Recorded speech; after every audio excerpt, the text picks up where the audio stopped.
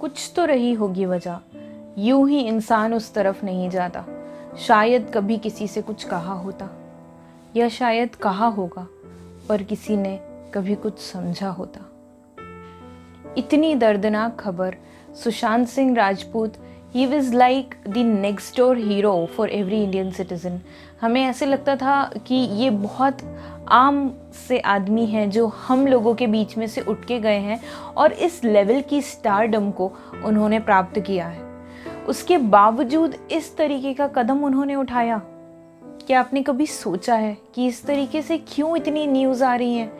क्यों लोग इतना डिप्रेशन में जा रहे हैं? क्यों लोग सुसाइड अटेम्प्ट कर रहे हैं? क्योंकि सुसाइड अटेम्प्ट करना इतना आसान तो नहीं होता।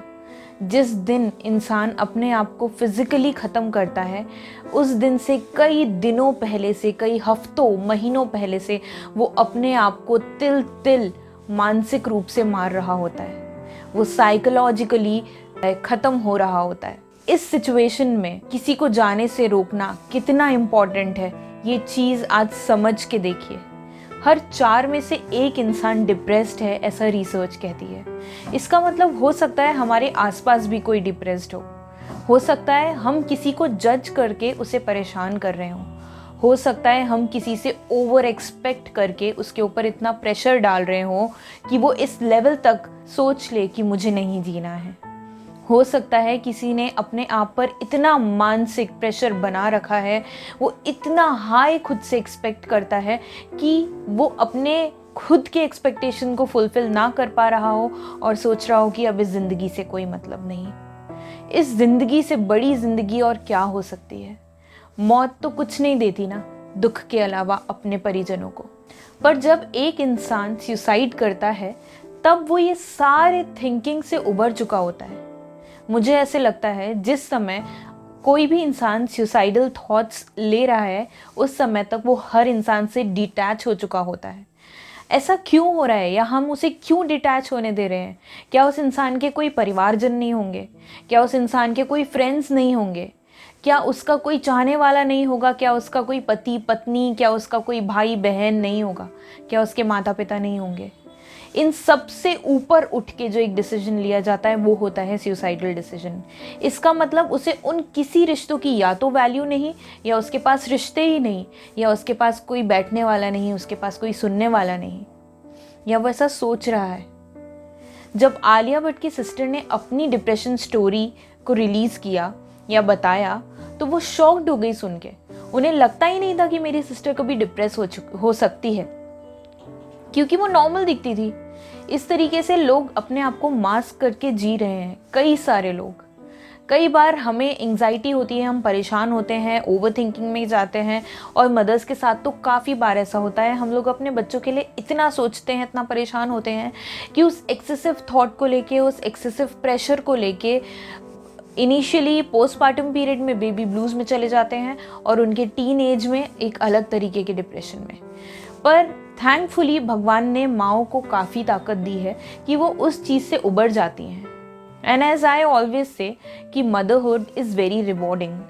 सुशांत सिंह राजपूत ने भी लास्ट मोमेंट्स में अपने मदर को ही याद किया।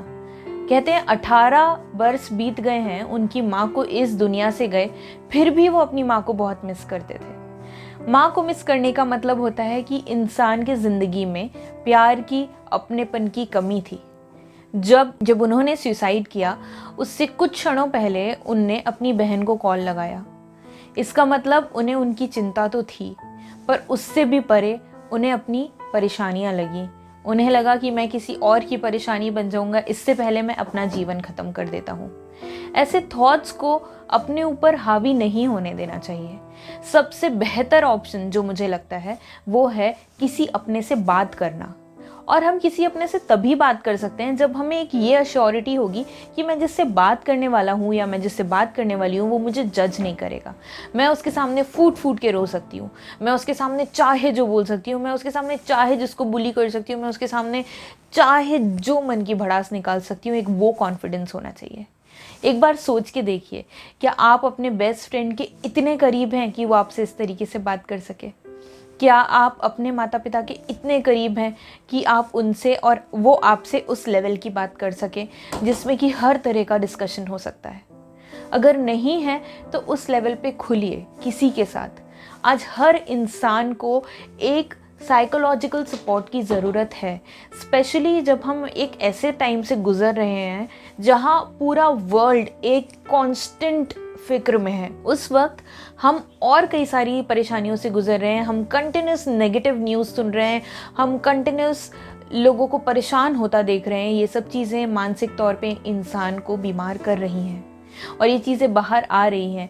ऐसे समय में मैं आप सबसे प्रार्थना करना चाहती हूँ कि आपके साथ जो भी लोग रह रहे हैं, आपके साथ जो भी लोग हैं, उन सब का ध्यान रखिए और उनके साथ अपनेपन से रहिए।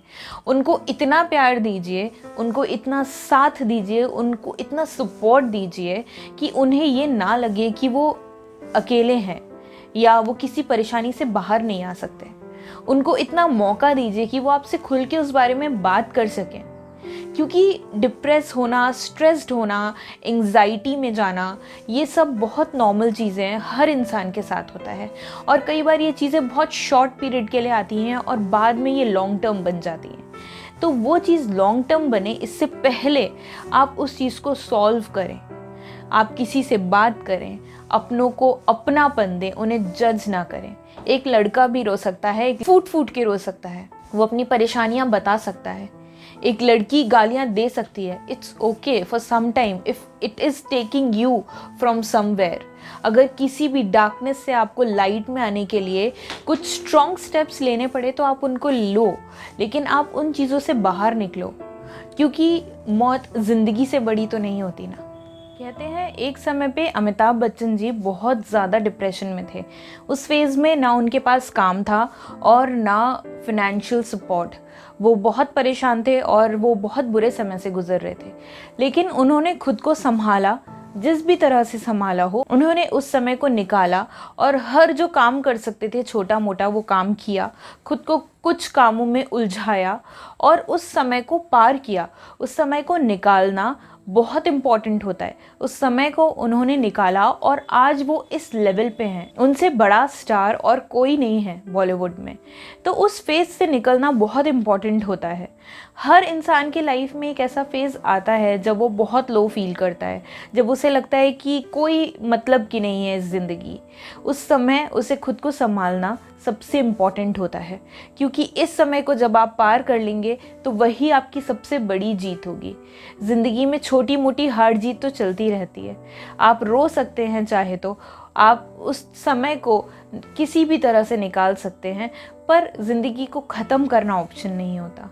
अपने आप को जीवन जीने के नए मायने दीजिए, अपने आप को खुश रहने के नए मायने दीजिए। प्यार और अपनापन हर परेशानी से निकाल देता है। जहाँ इंसान सुकून पाता है वैसे ही उसकी सारी परेशानियाँ ख़त्म होने लगती हैं।